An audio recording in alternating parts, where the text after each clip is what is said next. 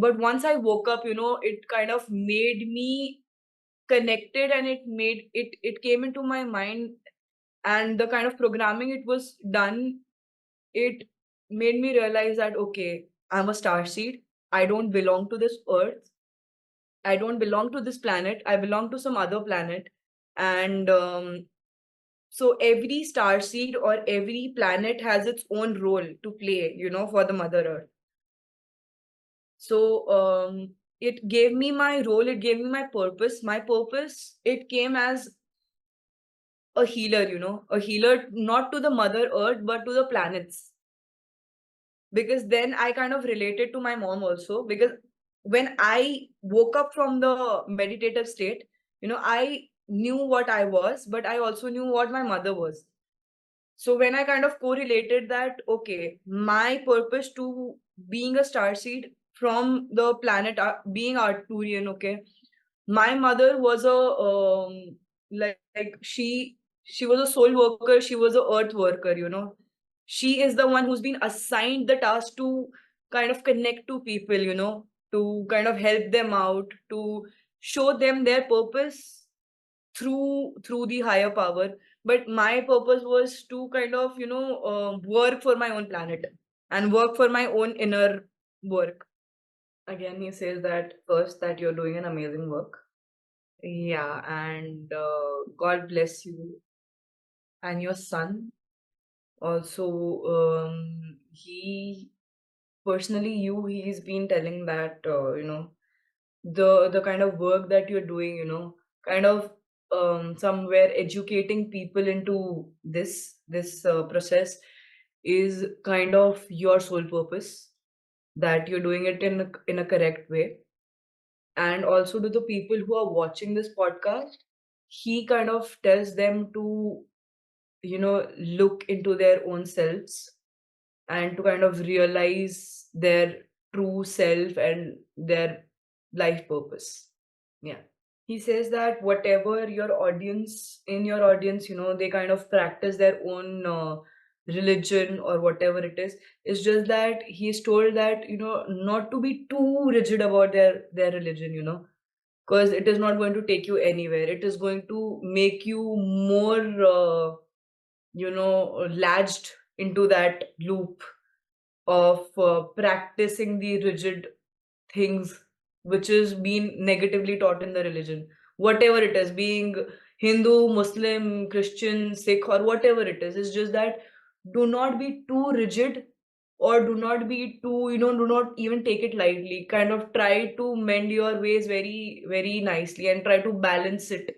Try to balance yourself between all the religious practices. And yeah, that's it. That during that loop, just make sure to kind of look into yourselves and realize your true self.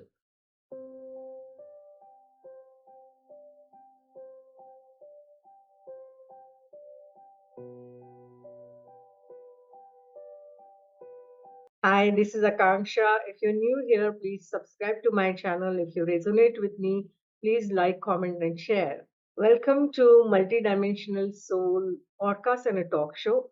On this show, we talk about deep spiritual and mystical experiences of people which we normally shy away talking about. We are more than our physical body, we are spiritual beings on a human journey, and we discuss how a soul exists on multiple dimensions. We discuss science, technology, and spirituality point of views and perspectives on this show. Our purpose is to open our minds to limitless possibilities and our hearts to love and shine the light within bright.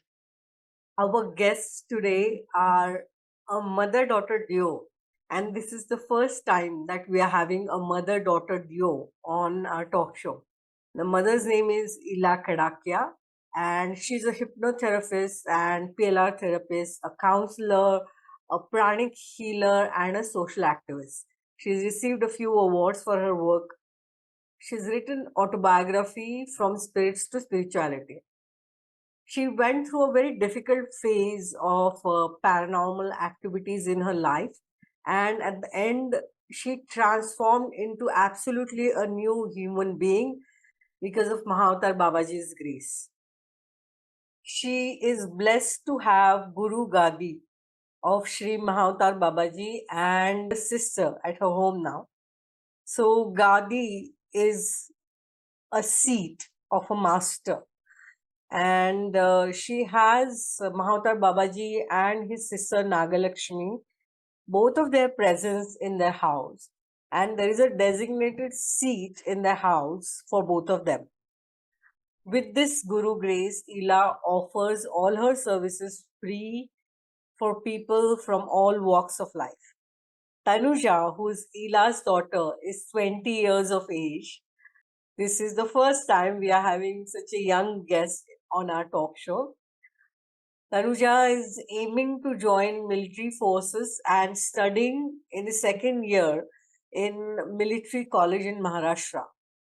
Her interests include classical Bharatanatyam dance and traveling.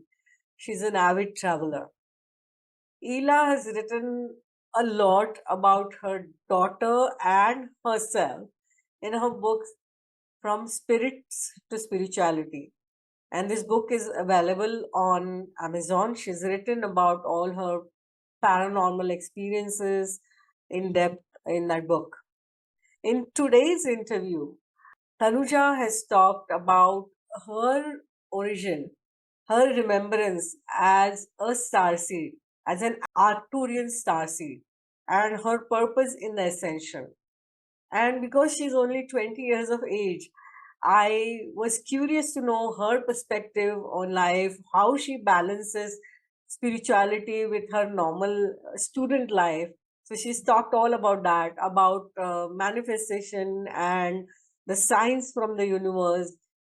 She is able to channel Mahavatar Babaji. So I requested her to channel live and we asked a few questions to Babaji. And in this episode, you will find messages for you as audience for this podcast from Mahavatar Babaji. So how I have done this is I have divided this interview into two episodes because it was a long conversation with both of them. And I have divided this into two episodes, one for Tanuja and one for Ela. In conversation with Ela, we discovered how was her awakening, what are her values, and what kind of routine she follows, what kind of spiritual practices she follows, how she started getting messages from Mahavatar Babaji, her twin flame journey, and much more. Very enriching, very interesting, in-depth conversations with Ela and Tanuja. I hope you enjoy these conversations and whatever guidance you are meant to receive from the universe, from Babaji, I hope you receive that through these episodes. You have given a lot of love for our earlier conversations also. Please do continue to share your love for all our episodes and do share this knowledge with others as well. As we are in the ascension, we need to spread this knowledge across the world. And whatever insights, whatever guidance you receive through our conversations, please do share in the comments. It helps others as well. I love talking to Tanuja and Ela. I hope you love these conversations too. So we have with us today mother-daughter duo, Ela and Tanuja. A very warm welcome to you on Multidimensional Soul talk show and a podcast. It's lovely to have you here. Thank you. Thank you so much and namaste to all your viewers. Let's start from Mahavatar Babaji. I do know that you have written a book from spirits to spirituality, and you have written a lot about Mahavatar Babaji. So, can you talk? How did you meet him? Did you meet him physically? How was your experience? How about you, Tanuja? How do you get his messages? I believe you are able to see him and hear him unlike other people. So, can you tell a little bit about that? So when I kind of got out of the whole paranormal experience and all of that, I had a lot of doubts, and like the universe had given me fresh powers that time. So I was quite, it was like when you give a child a toy or a chocolate or something, how excited that child is to use the, toy or something like that. So I was, always like that I wanted to do I wanted to try out new things, like check people's past lives and experiment something on me and all of that. So the day I saw Guru Baba, it was like my mom was always connected to him. There was no sense for me to kind of make a way to see him that time, because I wasn't mentally connected nor emotionally connected to him, nor I used to meditate. For me, initially, it was a bit shocking, to like see somebody who nobody can see. So that kind of experience was weird, yet it was I could take it. That okay, yeah, I can see him. So it's exciting to my mom. Then he kind of started, passing on messages to me, like whenever I did things, somehow, my gut, it used to tell that, you better go and ask him. First, initially, I didn't do that. It used to, you know, pass on to me very naturally that if I am going to do anything wrong, anything right, it used to be just a tab that you need to calm down yourself. Either I listen to him or I don't listen to him. And then the other time, like, eventually you kind of start to trust that tap, or to start trusting that voice, that okay, the person or whoever whatsoever is telling you, you kind of trust that, you want to follow that path. So eventually when I started doing that, I used to come back to him asking that, am I doing it correctly or whatever it is, like even small things, like I got so connected to him, like if she's fighting with me, I'll go and complain, that you do something about that. So, I mean, such petty issues, I used to come up to him and talk to him about it. Well, moving on from Babaji, I'd like to add something that after I went, like I passed that ghost portal thing. I saw Babaji, and then like that period was something that it was connected to a lady. So now everything was past, and I was awakened. Everything is great, everything is nice. I've got my powers and all of that. So one fine day, I started seeing a lady in this house, and like I'm standing, I could see her passing through the mandir also, and I couldn't recognize her. I didn't know who's it. So 2-3 days I noticed, and I was like, you know what, I'm going to do something about it, because I've got powers now. I can do anything if I want. Like I had this ego. Let's just say it as ego. So I saw her here. She was wearing white sari, open hair, and I saw her over here, and I was like, you know what? I'm going to lock the room with my powers. I'll not let her leave or not let her come inside. And then turns out it was Nagalakshmi Amma. So so it was quite a moment for me. It was very funny that she was just looking at me. She's like, okay, child, do whatever you want to do. I let her do whatever it is. So yeah, Wow. it's been great then. Yeah, amazing, amazing, quite different experiences. I would like to know about your awakening, the deepest or the most profound experiences you had. Was it one particular experience or was it a series of experiences? And what kind of abilities or what kind of transformation did you get after awakening? Well, the awakening process for me, I'd not say awakening, but then I think me being spiritually conscious or cautious about everything, it started when I was 16, 15, 16. And now you're 21? I am 20 now. Yeah, Right. I'm turning 21 now. Yeah. When, like I had just woke up from the, if you might have read the book, then there was a moment when I was in a hypnotherapy. And when I woke up, okay, I woke up with powers, like I could watch, auras, I could sense them. I could talk to spirits, more spirits, I could help them also in a way. And I could astral travel whenever I wanted, like not even astral travel, but then I had the ability to like go out of body whenever I wanted. So, these kind of things that I could see past lives, so basically I was given there was a period of time, that the universe had given me to, like kind of sense people, or, things going out with them. during that period, I used to enjoy the whole things that, okay, I can sense things, I can see past lives and all of that. But eventually, like I never meditated in my life, but there was a time when I was in Rishikesh. I love Rishikesh, by the way. I kind of, keep going over there. So there were actually two experiences. What happened with me was, yeah, so there was this one time that for the first time when I and my mother, we went to Rishikesh. It was just day one. I was very excited, to like go explore the city. Ma decided to stay back at the hotel or something like that. We had kind of decided, the whole day you'll go different, I'll go on my own, and then at night we'll meet. So that morning, it was around 10 o'clock. I visited Freedom Ghat. I went there. I was listening to Ram Hi Par Lagavenge, and I started crying. Like no connection, nothing. I started crying, and after a while, I was wearing my earphones. After a while, somebody threw a pebble on me, and I turned back. There was a small girl, and she said it in Hindi ki, ये रो क्यों रही है, देख रहा है ना ऊपर वाला. Like I turned ahead, I just removed and I turned back. There was nobody, like nobody over there. So there was this one experience, and the other one was when I went alone. There was around like so in Rishikesh, I had met couple of people over there. 7:30 or 8 o'clock in the evening, when I started feeling quite restless, and it was like kind of my chest was burning. I had some very weird experiences going on. So I told them, I should head back to my hotel. So I went back and I was all alone.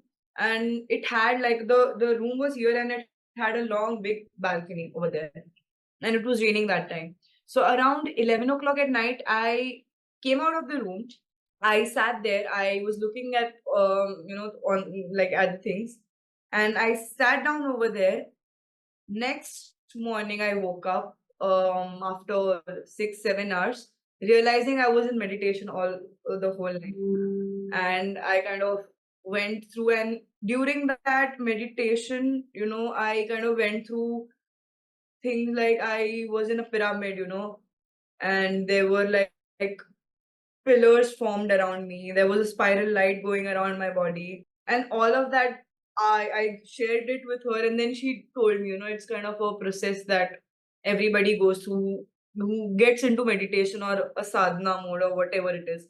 So this experience was also quite surprising to me because I never meditated in my life, never, and I never like even consciously tried to do it, and there was this one and crazy experience, the as my mom shared that she kind of made me sit forcefully.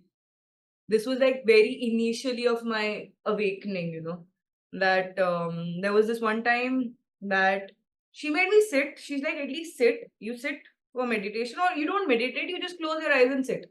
I the first day I found myself meditating in water, and then I shared the experience with her. The second day she's like, you should sit again, The second day I found myself meditating in the air.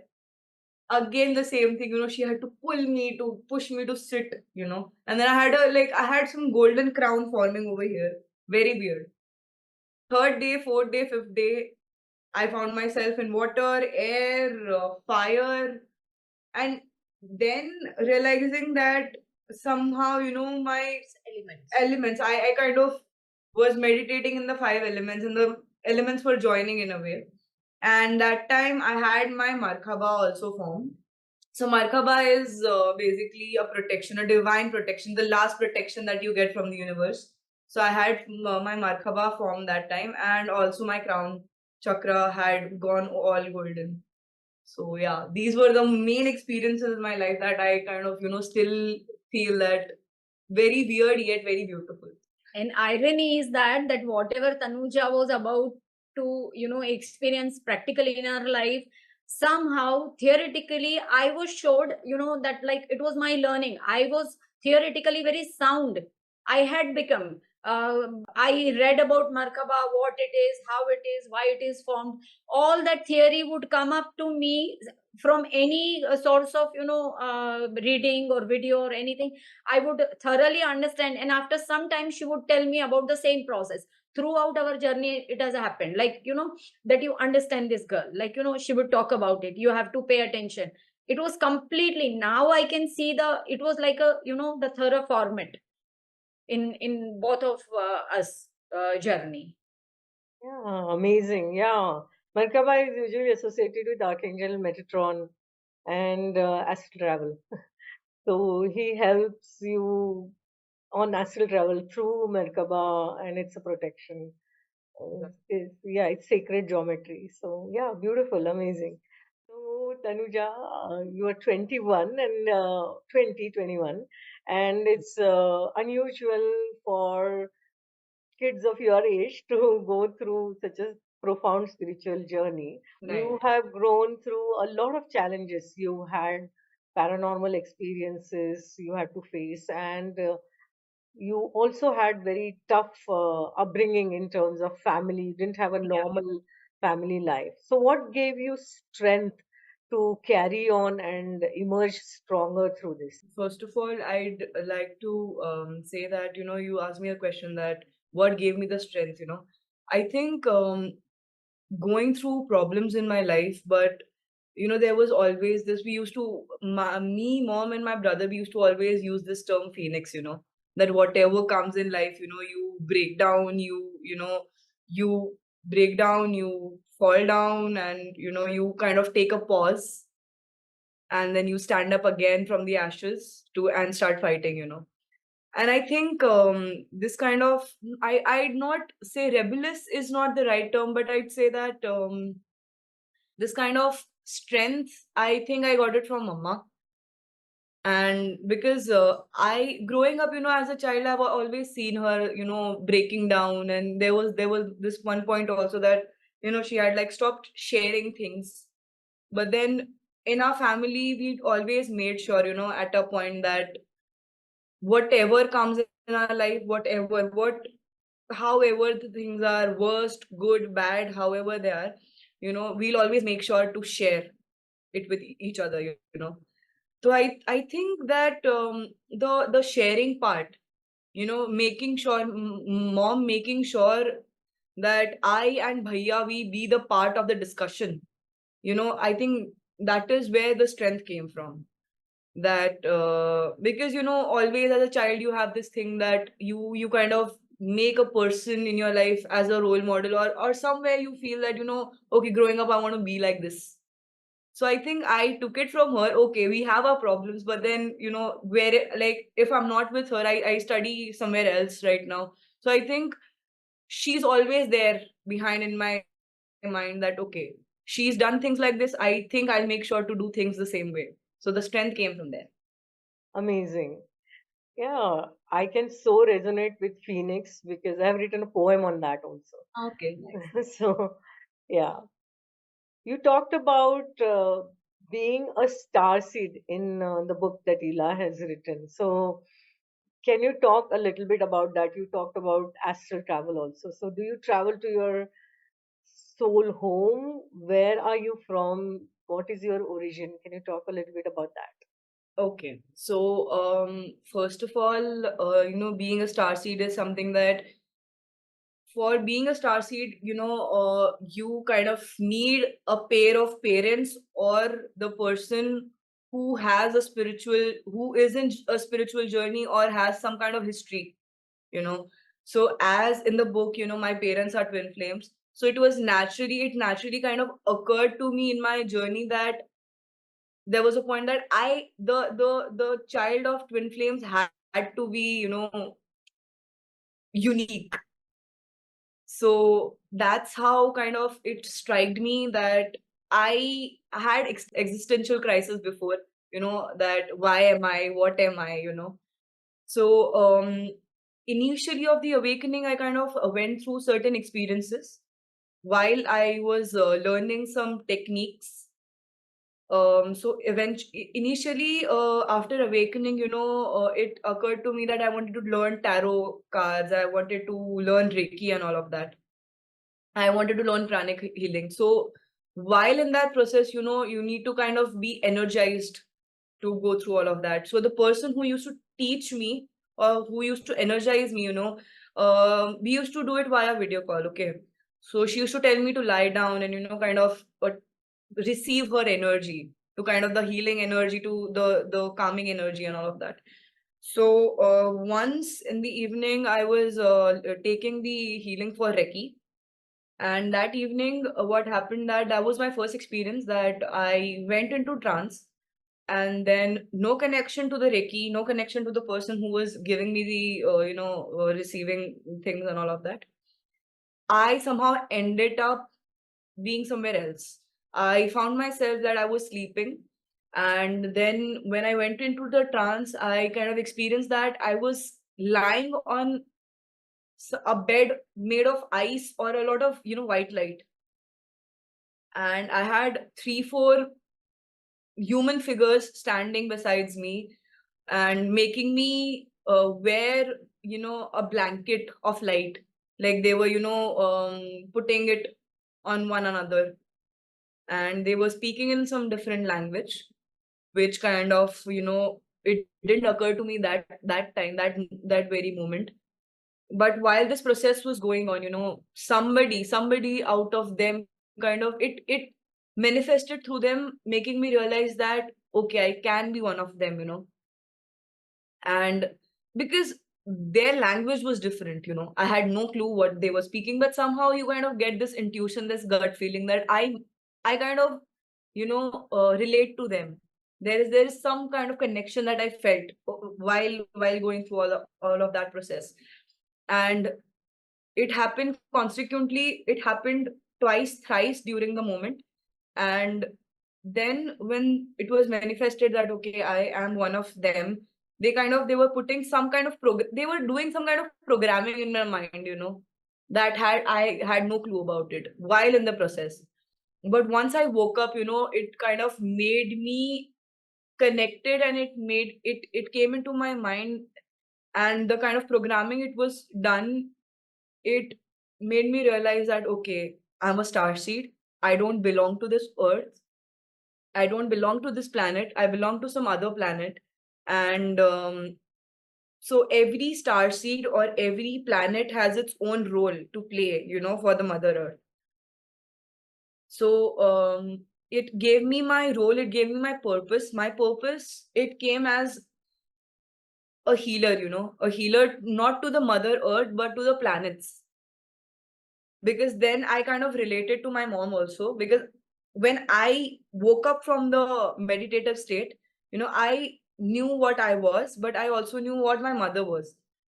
So when I kind of correlated that, okay, my purpose to being a starseed from the planet, being Arcturian, okay, my mother was a like she was a soul worker, she was a earth worker, she is the one who's been assigned the task to kind of connect to people, to kind of help them out, to show them their purpose through the higher power.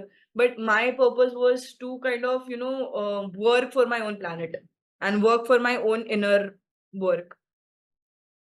So I think being Arcturian and knowing different languages, eventually that programming also kind of had their language that I kind of started speaking as soon as I woke up that evening from from my I mean, it felt so weird that okay, till the person knows only 4 languages, and then suddenly I'm speaking this very weird language that nobody knows.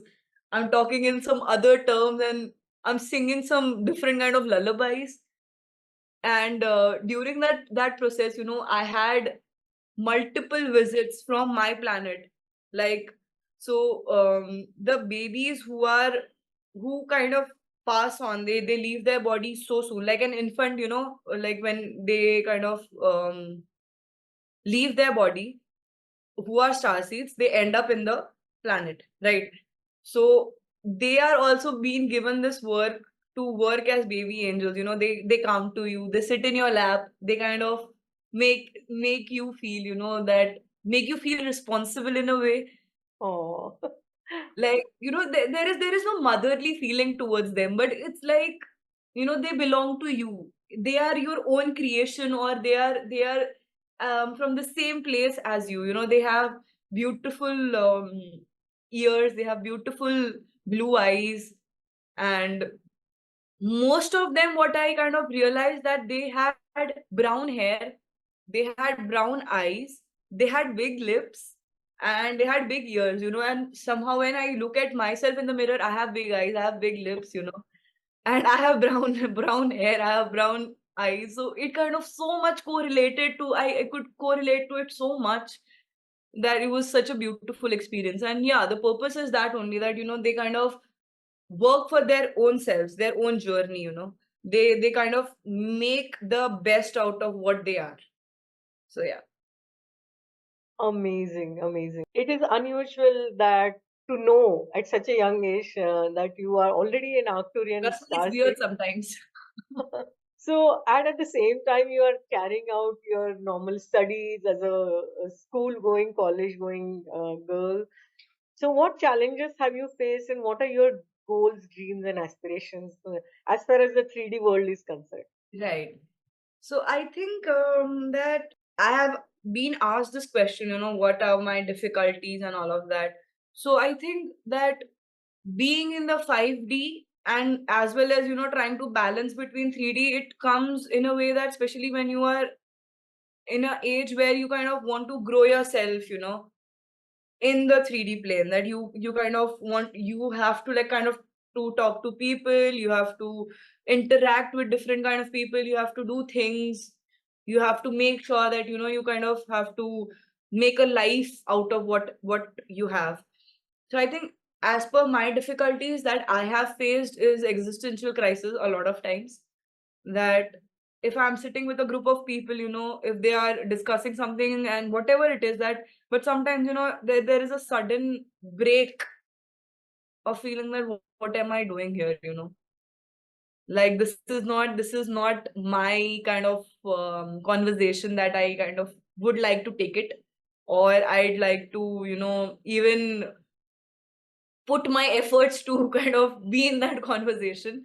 Then I think a lot of people in my age have such, I'll not, vogue again is not the right word to it, but then vogue in a way that they have some random kind of personalities, you know, that for me, because I have like, I call myself as a split personality, you know. One personality is so much extrovert that I love going out, I love doing things, but then that extrovert person, there is a certain period of time in that going out and, you know, being all open, there comes one point that I feel that, oh my god, what am I doing, you know?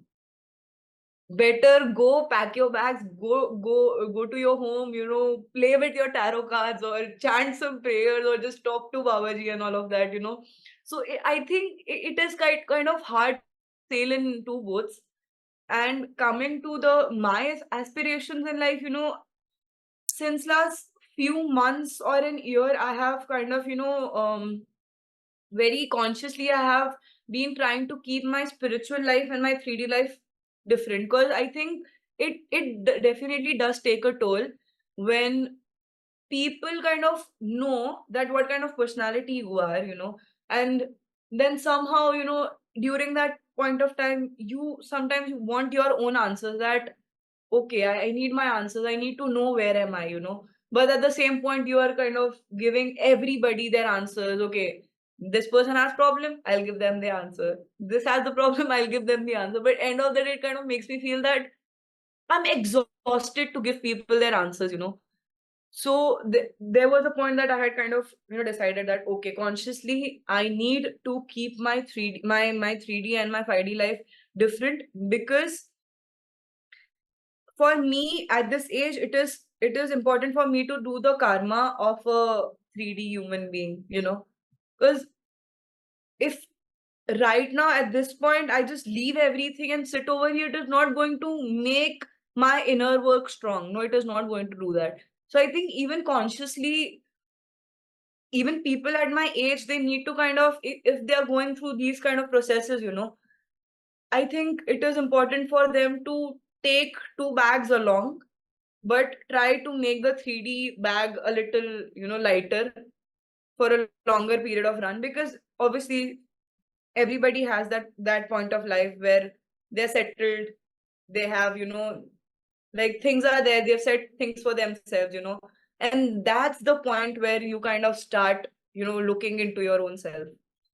So I think that is the main point. I feel that most people should do in my age what I am doing, like obviously everybody's journey is different, but I think it kind of helps.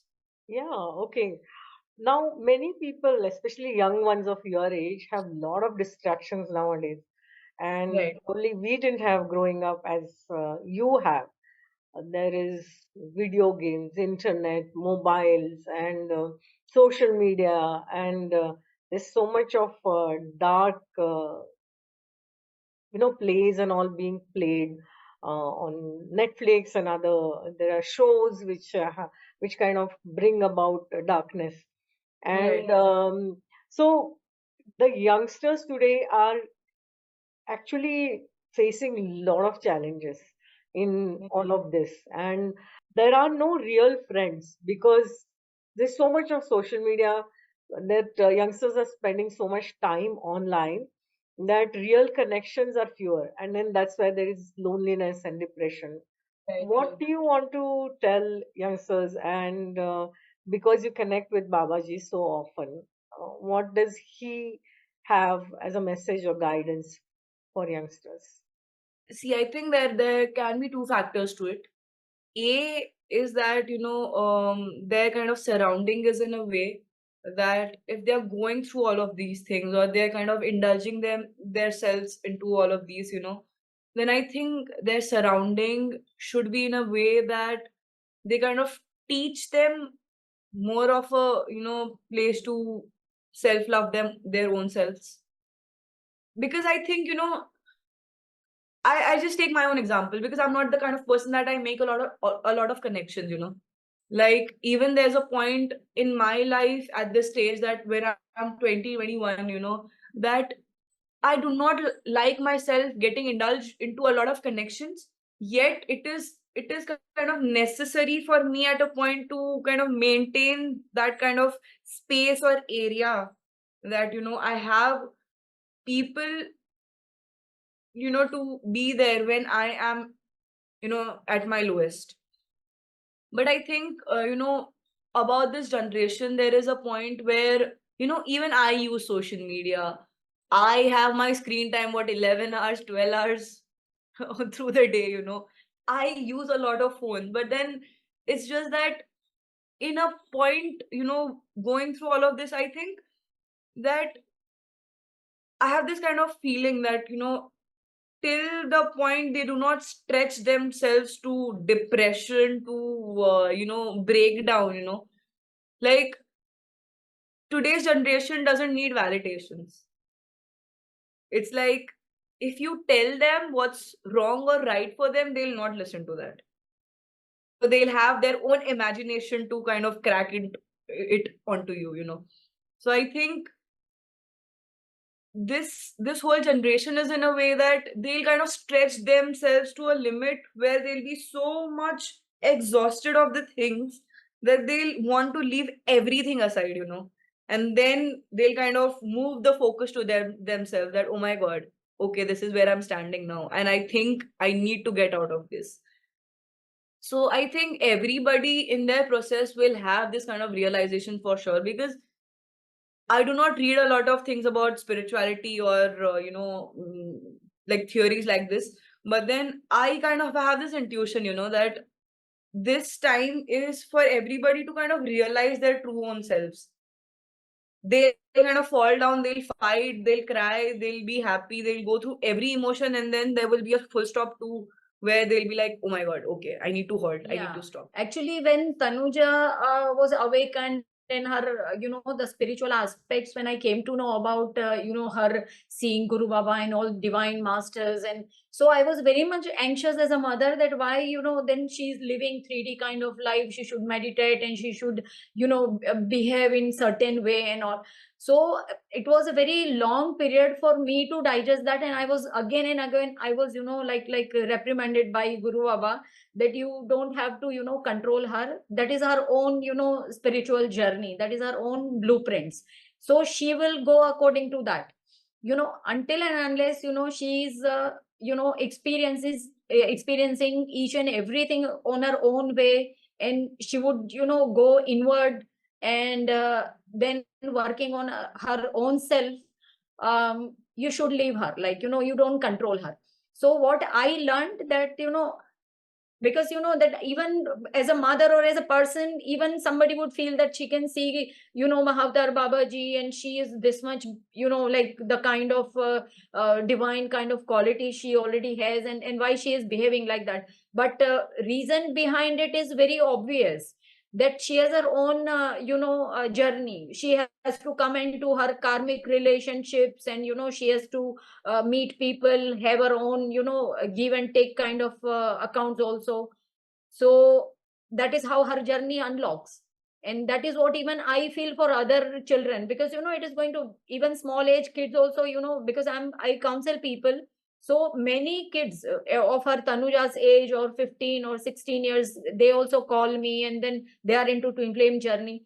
So I see that they also get into other relationships, and they say that, is it okay for us to, like fall into other. Now I came to know that until and unless, you will feel, you will complete all your karmics, like, small give and take kind of accounts clearance, you will not go into your, proper path of your spiritual journey. So it is very natural. Whatever they are doing, it is very natural. Social media, and that frustrating kind of, her own terms, day to day life terms I see. And then she gets frustrated and then comes back, that mommy, now I don't want to do it. If I try to restrain her, she's not going to, believe me at all. So Yeah, this is very much prominent thing I notice. right. So, Tanuja, you are studying for college, I understand. So, what kind of routine do you have every day? Because on one hand, you both emphasize that you do need to continue your 3D life as Right. is, and at the same time, you do know that you are an Arcturian starseed actively contributing to ascension over here. So there are two different, as you said, bags that you are carrying on your shoulder. So how do you kind of balance it out? What kind of daily routine do you have? Do you exercise? Do you meditate? Do you read? And do you study? What kind of routine do you have? And what do you recommend to youngsters? Well, where I study in Nashik, I kind of have a lot of, my routine is quite busy, because I'm getting trained into some, something related to the armed forces. So, my routine is very busy, but, there is a point in my day that I just want to sit down and kind of, when I get exhausted, I write. I used to love reading, but then there was a point that I had stopped reading, and now again I'm trying to cope up with that same thing. But I think, if not, I myself, I feel that my kind of personality is that I can't just randomly, start sharing. I was very expressive before, but eventually, when I went through these kind of experiences, good, bad, I started talking to my own self. I ended up writing, however I felt, and that kind of made me at ease, because, obviously, in everybody's life, there a point comes, where you can't share each and everything with everybody, because you do not kind of feel the same level of comfort. So, my suggestion to people, I think it would be the same, that, try talking to yourself, try kind of calming yourself down, that it's okay, it's okay to go through experiences, okay to cry, it's okay to feel bad, I think. But it's just that end of the day, try to, kind of make yourself feel better that no, you're doing good. You need to kind of give a back tap to your own self by doing these kind of Sorry to things. cut you. But as far as being an Arcturian, I think my role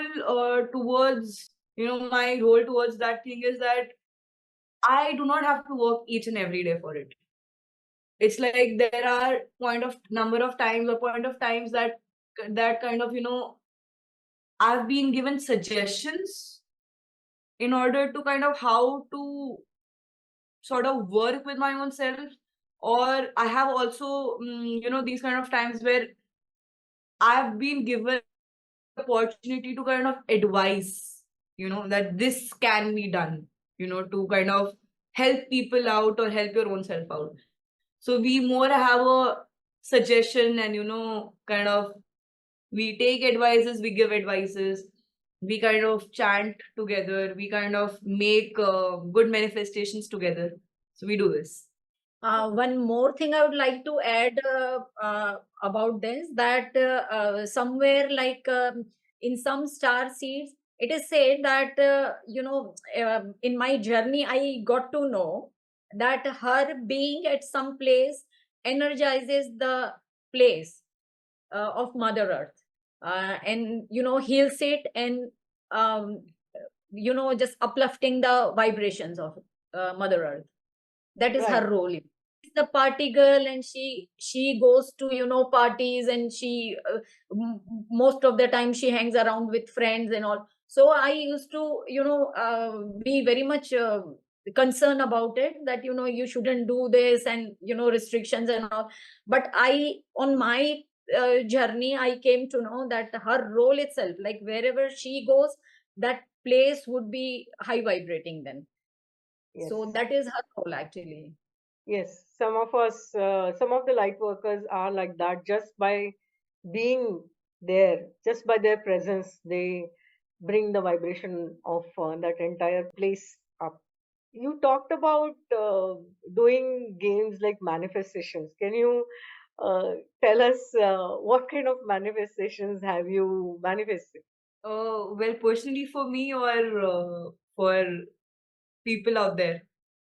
Both. You can give little examples and what kind of practices did you follow? Because law of attraction and manifestation is something that everybody is kind of Right. interested in. First of all, like in my journey, I've been very much attracted to 111, 222, 1111, and 911. Like these are the numbers that I constantly see. So I think as a let's just keep the spiritual being aside, and if as a conscious girl, like a young girl, I manifest for my ambitions. I manifest things like I manifest that I should get good strength or confidence, or strength to fight maybe, or strength to like kind of help people. And obviously for my ambitions that I feel that I think I should get this. So I manifest that personally, and for people, I think I manifest. It does not come, like I do not do consciously, but it comes very naturally to me that if I'm driving through some area, if I see somebody, I kind of manifest that, I really wish, if you kind of, feel better, or you get into a good place. Especially I do it with babies, okay? So whenever I see a child or a baby, I feel that God bless you, God bless your mother, God bless your family. And I hope that you grow up to this beautiful person. So I love doing that, especially to the babies. Okay, And also I manifest for animals. So I like that. okay, Yeah. yeah. And you talked about 111, 222. So these are called as angel numbers. So apart from these angel numbers, what are the signs and symbols that people can see or get guidance from, especially when they're moving from 3D to 5D? Because not everybody can get into the trance kind of experience immediately. Right, right, right, right. Eventually, through meditation or through other practices, they may have deeper experiences, but till then, for their journey, what kind of symbols and signs can you talk about? So the irony is that I and my mom we fight over a coin. So whatever. So whenever we are discussing about something good, bad, whatever, somehow out of nowhere a coin will fall or appear from somewhere. So we kind of fight for that. Then, nahi, this is given to me. This is not given to you. So I think through coins, through feathers, through clouds, um, even through people, I think. Because randomly, if I see in my life, it has occurred a lot of times that I've been confused about something, and then suddenly I'll get a random call, person talking, not talking directly about it, but somehow, they're giving me my answer. So I think even through people, I have gotten that kind of things. It's just that I'd ask people to, be a little more attentive towards these signs, because sometimes we kind of tend to neglect it. We just do not take it. We just take it, okay, coincidence ho sakta hai types. But then I think people should be more attentive towards coins, feathers, clouds, even people, even butterflies and birds and even animals. So yeah. Yeah, amazing. We have been talking a lot, and both of you being on this journey, spiritual path, and especially we are in ascension. What would you tell people? How can they prepare themselves physically, mentally, spiritually on this path? Because not everybody is at the level of consciousness that some of us are. So some will still think heavily about 3D kind of matrix kind of thinking, job, then home, and then I have this debt or finances and relationships in terms of petty issues. So there are so many things that people are stuck in the 3D matrix kind of thinking, and not everybody is aware on walking that path. So, what can you tell people, both of you, to how can they prepare themselves physically, mentally, emotionally, spiritually to be on this ascension journey? So as Mama added, you should practice forgiveness, and the other thing that you added, forgiveness and Gratitude. unconditional love. I think that factor is that, but it is when one starts listening to their own intuition. Like people going through their journey, there is a point in their life that they'll have some kind of gut feeling in them that okay, this is where I'm going wrong. My calling is something else. So I think people try to also neglect their first answer, that first voice that comes out of you when you kind of think about something. So I think mainly people should not neglect that first answer, that first intuition or gut feeling. Then only they kind of can mend their ways to being being in unconditional love or practice forgiveness. So I think forgiveness and unconditional love comes when you kind of start listening to your own self. Absolutely. Can you channel Babaji live for a few questions? Okay. Yeah. Okay. Okay. So as we are ascending, there are a lot of eyes, so to say, on Earth, Mother Earth, from the entire universe, other galaxies, other planets. Somewhere I have learned from other channelers and reading books and all that Earth is like an experiment kind of pod, and everybody is watching Earth, and there is some significance that we are ascending as Earth, and there is a lot of so to say competition on coming to Earth at this point.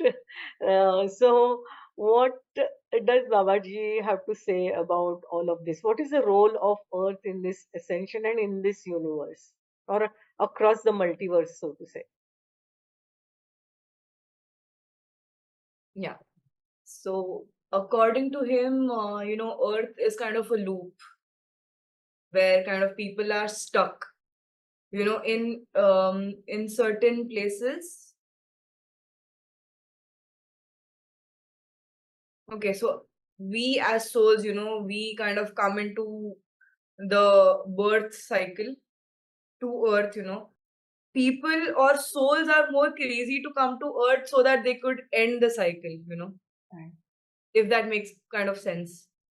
So for them to come to earth, it is necessary to kind of end the cycle or end the loop of being born again and again and again, whether in the form of being an animal or a human or whatever it is. It's just that souls slash people are more like consciously trying to do that because of this, so that they can end their loops, Okay.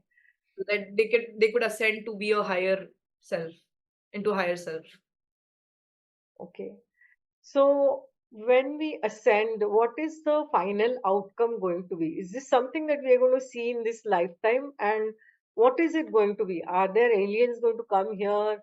Or we are going to go to some other galaxy? Or what is the exact outcome that we are going to see? And what is it that we are going to see in our lifetime? So yeah, it is basically completely, according to your own journey. How have you kind of, focused throughout in your life?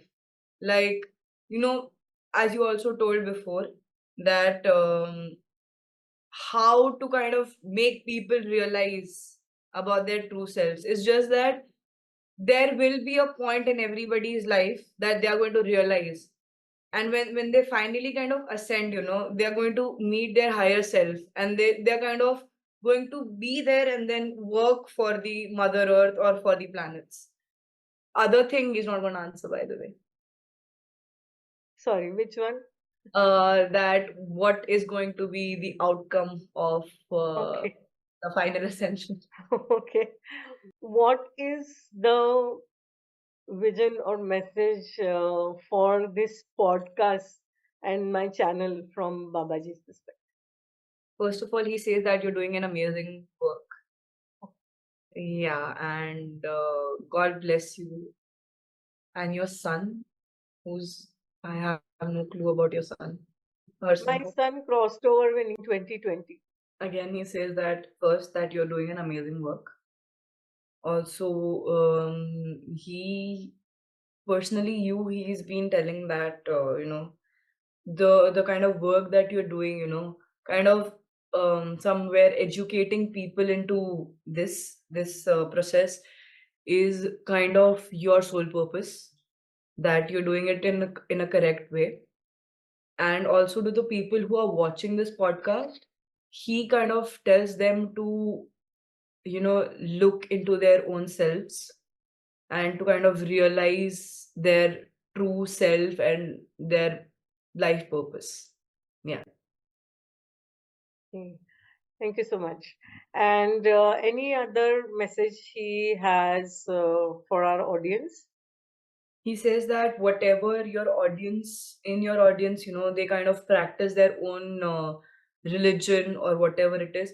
It's just that he's told that, not to be too rigid about their religion, because it is not going to take you anywhere. It is going to make you more, latched into that loop of practicing the rigid things which is being negatively taught in the religion, whatever it is, being Hindu, Muslim, Christian, Sikh, or whatever it is. It's just that do not be too rigid, or do not be too, do not even take it lightly. Kind of try to mend your ways very, very nicely, and try to balance it.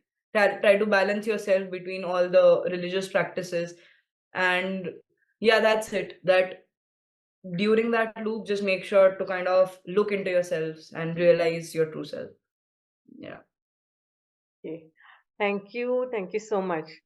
So I asked my guests a few questions, all of my guests. So I'm going to ask them to you.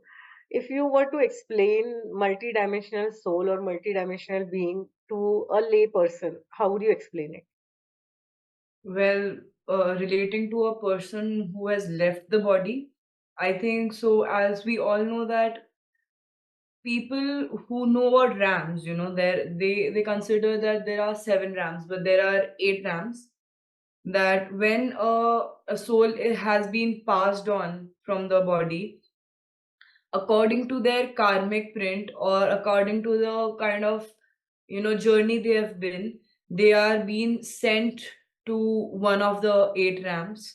The eighth ram, the top, the highest ram, it consists of the the most higher power, the superior of the some of us we take it as a higher power, some of us we call it as god. Hmm. So there they kind of are being placed.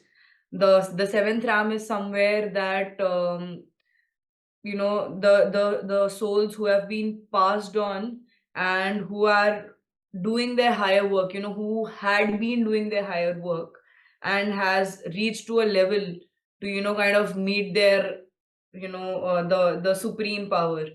The fifth and the sixth ram is somewhere the kind of people who have been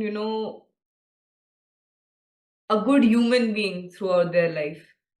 It's like not realizing what their journey is or what their karma is, but I think who has been a good human being, their deeds were good. So I think those kind of souls are being placed in the fifth and sixth ram, trying to kind of evolve themselves to the higher dimensions. Okay. The fourth ram is somewhere that it's a little dark, yet it is a little, it has light in it. It has like if the dark is 70%, then 30% is there's a light. So fourth RAM, we say it as a scope of, improvement. The souls who have the scope of improvement while they are given their free will. And the first, second, and third are the darkest ones, that they kind of who have been given their free will, but they kind of choose to just circle around, and they have desires, they have some kind of things left, or they have some kind of attachment with some or other things. So I think when a soul passes on, at like after 11, 12, or 14 days, they are being shown their karmic copy, their movie of what all they have done. So after that, they've been given their free will. The supreme power kind of tells them that you have been given a free will, either to kind of take a rebirth and to get your deeds done, or to just move around. So after that, their place of which RAM they'll be, put to, or they'll be sent to, it has been decided.